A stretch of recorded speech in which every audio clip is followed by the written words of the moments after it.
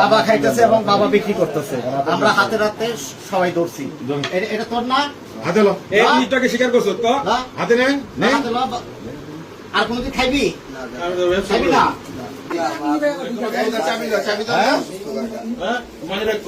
কোন বাইক থাকস?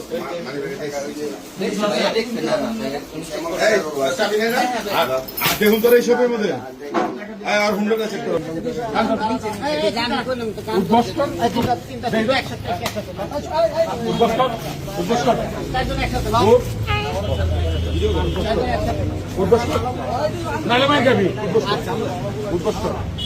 আর যাচ্ছে তো তুই সবার সাফাই যাস, তুই এলো করতে থাকবি।